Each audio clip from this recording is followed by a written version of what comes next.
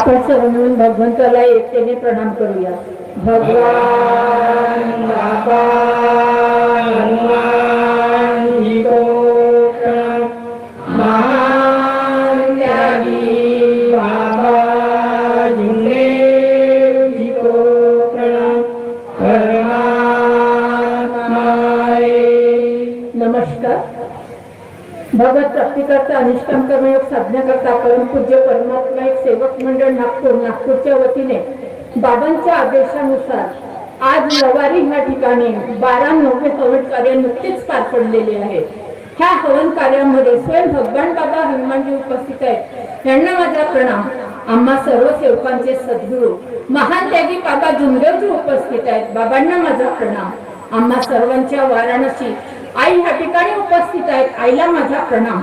त्याचप्रमाणे आजच्या चर्चा बैठकीला लाभलेले अध्यक्ष महोदय, माननीय उपाध्यक्ष साहेब, परमात्मा एक सेवक मंडळ नागपूरचे उपाध्यक्ष साहेब, मार्गदर्शक माननीय तुमसरे साहेब, यांना माझा नमस्कार. त्याचप्रमाणे ज्येष्ठ मार्गदर्शक ह्या ठिकाणी उपस्थित झालेले नागपूरवरून राऊतगुरुजी यांना माझा नमस्कार. त्याचप्रमाणे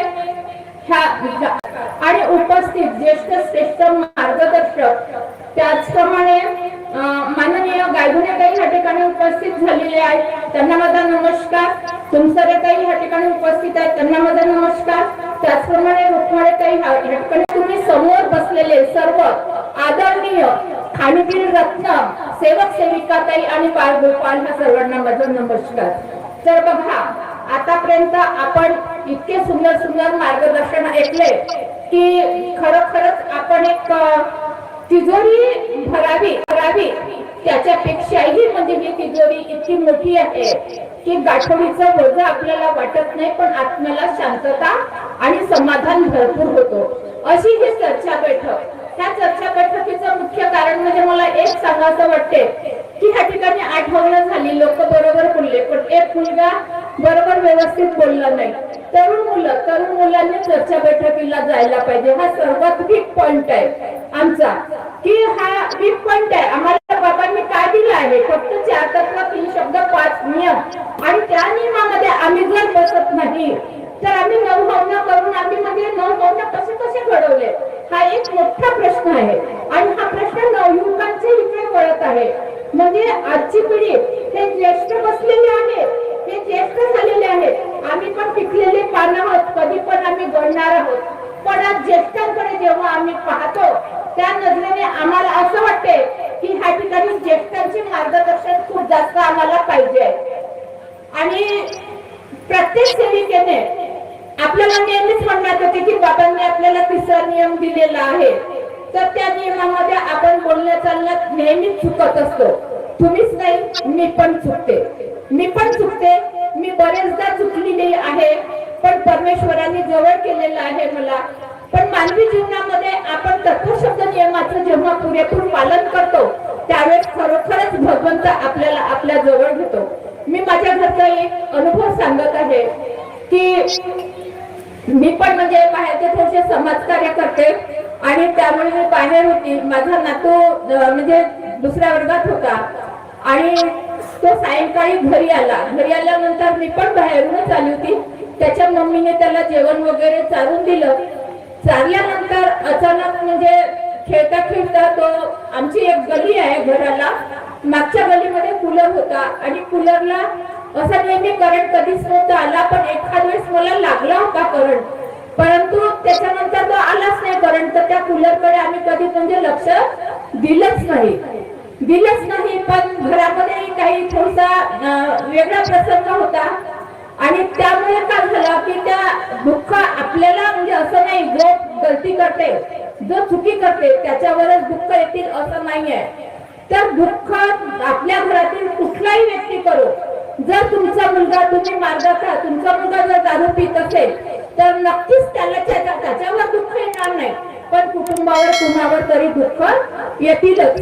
आणि त्या पद्धतीने माझा नातू खेळता केव्हा म्हणजे तिथे त्या वर्षी म्हणजे कूलरचा करंट आमच्या लक्षातच नव्हता, पण अचानक लाईन गेली ना, हा कुठे गेला म्हणून आम्ही आरडाओरड करायला लागलो.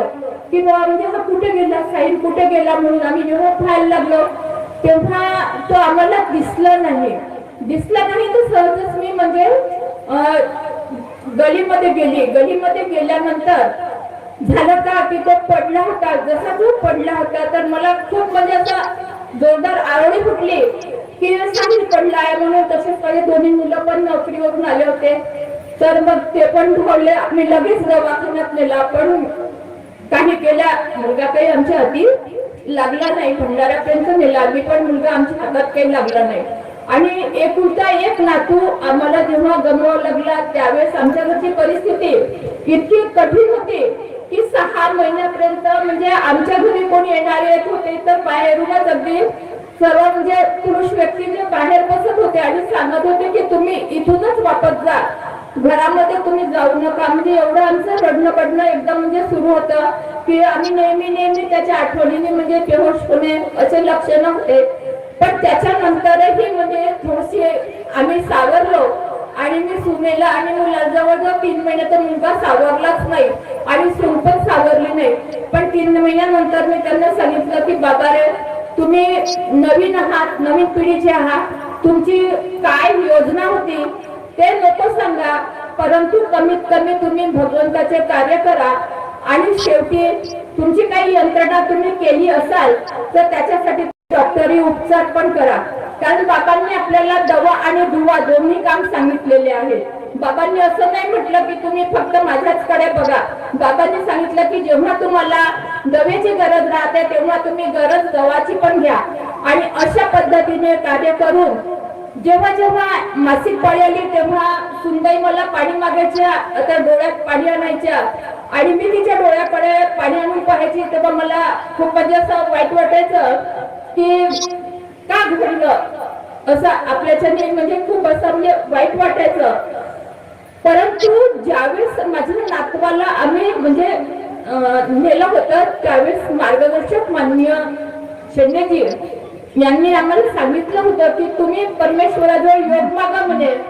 हा इतक्याच दिवसाचा असेल परंतु तुम्ही योग मागा म्हणे की हा असाच माझ्या घरी वापस आल्या पाहिजे. तर ते शब्द मी सांगायची की म्हणजे माझ्या सुनीला ते शब्द सांगायची की पहा परमेश्वर, मी जेव्हा झोळी पसरवली, तू जेव्हा झोळी पसरवली, ती झोळी खाली जाणार नाही, आपल्या घरी तो वापसच येईल. तू थोडसा धीर पकड. असं करता करता 6 महिने 7 महिने गेले आणि 7 महिन्यानंतर आमच्या घरी योग आला आणि जसा जो मुलगा साहिल गेला होता बिलकुल हुबेहूब तसाच मुलगा आमच्या घरी तो म्हणजे आला. आणि त्याचा जन्म 7 जुलैचा होता. तसंच याचा पण म्हणजे 7 जुलैला म्हणजे डॉक्टरांनी सांगितलं की म्हणजे सिझर करायचं. पण आम्ही ही गोष्ट विसरू शकत नव्हता की 7 जुलैला म्हणजे आमच्या घरचा जीव गेला होता. म्हणून आम्ही म्हटलं की नाही, असं 7 जुलैला आम्ही करू शकत नाही, भले समोर 2-4 दिवस घ्या. डॉक्टरांनी खूप मानवलं की नाही तुम्ही असं करू नका, असं होईल तसं होईल.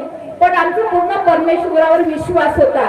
आम्ही मार्गदर्शकांना सांगितलं, मार्गदर्शकांकडून शब्द घेतला. आता मार्गदर्शकांना का सांगितलं तर बाबांनी मार्गदर्शकांना मार्गाची धुरा त्यांच्या खांद्यावर दिली आहे. कुणाचाही शब्द घेऊन कुणाच्याही शब्दावर परमेश्वरी कार्य हे करणे म्हणजे अयोग्य आहे. मार्गदर्शक बाबांनी त्याच्यासाठीच केलेले आहे. म्हणून आपल्या हाताने थोडीशी जरी चूक झाली तरी पण आपण मार्गदर्शकांकडे आपली चूक सोडवावी, कारण शब्दावर परमेश्वर उभा आहे आणि परमेश्वरी कार्य हे शब्दावरतीच कार्य करतात. आणि म्हणूनच मग मार्गदर्शकांना सांगितलं, त्यांनी म्हणे एका तासात 3 वेळेस माफी मागा आणि सांगा म्हणे भगवंताला की आम्हाला म्हणजे पुढच्या 17 तारखेला ऑपरेशन करायचं आहे. आणि जेव्हा पुढच्या 17 तारखेला आम्ही ऑपरेशन केलं तेव्हा खरोखरच एक सुटसुटीत बाळ, आणि आजही त्याची बुद्धी एवढी तल्लख आहे, एवढा हुशार आहे की जसा तो एकदम शाळेमध्ये फर्स्ट होता तसा आज तेवढाच देखना, तेवढाच गोरा आणि तेवढाच सुंदर बाळ म्हणजे जन्माला आला. ही म्हणजे आपल्या मार्गामध्ये असं म्हणतात की साधू संत पुष्कळ झाले पण आपल्या मार्गासारखा मार्ग नाही. आपल्या मार्गासारखा मार्ग का नाही तर ह्या मार्गामध्ये आपलं आयुष्य देता येते. आपलं आयुष्य कसं देता येते की जेव्हा बाबांना प्रश्न पडला होता की 3 महिन्याचं बाळ त्यांच्या घरी जेव्हा मरणार होतं, आईला स्वप्न पडलं होतं आणि जेव्हा बाबांनी ही क्रिया केली तर त्या आईने परिचय पुस्तकामध्ये आईची ममता पाठ आहे, तुम्ही वाचून घ्या. तर तिथे आपलं म्हणजे आयुष्य बाळाला दिलेलं होतं. त्यांचं नाव मला वाटतं अशोक नंदनकर असं काहीतरी आहे. तर अशोक नावाचा मुलगा त्याला आईने आयुष्य दिलेलं आहे. दुसरी गोष्ट, आईने सुद्धा बाबांना आयुष्य दिलेलं आहे आणि असं पाहता आपल्या ह्या मार्गामध्ये आपलं आयुष्य आपण दुसऱ्यांना देऊ शकतो. कुठल्याही ह्या धर्तीवर मार्ग नाही, पंडा पुजारी नाही का तो आपला आयुष्य दुसऱ्याला देऊ शकतो. दुसरी गोष्ट इतकी मोठी आहे आपल्या महिलांसाठी की ज्या हाताची तोंडगाठ पडत नव्हती, आज आपण सुख समाधानाने आपण म्हणजे 2 टाइमाचं जेवण आपल्या पती बरोबर करत असतो, आपल्या मुलांबरोबर करत असतो. परंतु मला असं वाटतंय कुठेतरी आपण सर्व काही समोर जात आहोत.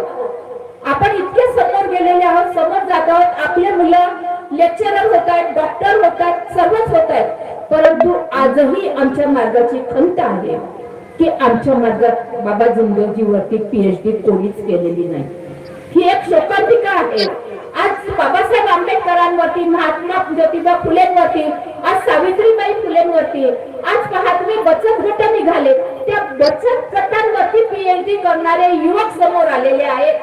पण आज आमचे बाबांचे एवढे महान कार्य आहेत, एवढी जागृत परमेश्वरी कृपा आहे की अहो निर्जवल्या यायला विचारा तुम्ही, तो या बाबांबरोबर इतकी चांगली माहिती सांगते तुम्हाला. कुत्री माहित होत्याला आत्मा नाहीये तरी इतकी मोठी मोठी माहिती सांगते की बाबा असे होऊन गेले म्हणून. मग आम्हाला थोडसा तरी ह्या ठिकाणी पाजर फुटायला पाहिजे. कुणाला तरी नवशिक्षित युवकांना असं वाटायला पाहिजे की तुम्ही जेव्हा समोरचा शिक्षक घेता तर खरोखरच बाबा जिंदगीच्या जीवनावर आधारित PhD करा ना, PhD करा. कारण आपण म्हणतो की इंटरनॅशनल लेवलवरचे जेव्हा आपल्या बाबांना पुरस्कार मिळालेले आहेत, स्वच्छता अभियान पुरस्कार मिळालेला आहे बाबांना, अजून अंधश्रद्धेचा पुरस्कार मिळालेला आहे, तिकीट पण बाबांचं विमोचन झालेलं आहे. ह्या सर्व काही पुरस्कारापेक्षाही अजून आपल्यामधून एक तरी असा तरुण उभा व्हावा की त्यांनी बाबांच्या जीवनावरती PhD करावी, एवढं माझं शेवटचं लक्ष आहे. आणि महिलांसाठी म्हणजे आपण खरोखरच तत्वशब्द नियमाने वागण्याचा नेहमी प्रयत्न करावा. कारण आपण जर मर्यादा तोडली तर मोठे मोठे दुःख हे आपल्या कुटुंबावर येतात.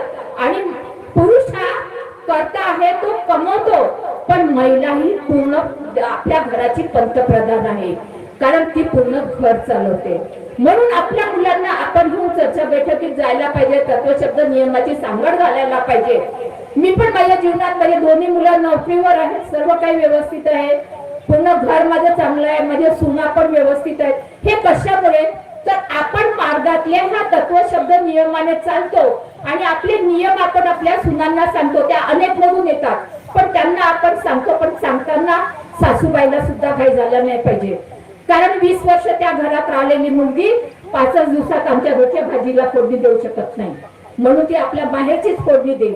म्हणून सुनबाईला सुद्धा तितका आवड पाहिजे, संयम पाहिजे, कारण आम्ही सर्व स्वावलंबी झालेले आहोत. आणि अशा सर्व स्वावलंबी स्त्रिया ह्या तत्वशब्द नियमाच्या चाकवतीने चालतील अशी मी सर्वांना विनंती करते. आणि मी सुद्धा माझ्या जीवनात 4 तत्व 3 शब्द 5 नियमाचं पालन करीन असे सत्यवचन देते आणि ह्या ठिकाणी माझे विचार थांबविते. सर्वांना माझा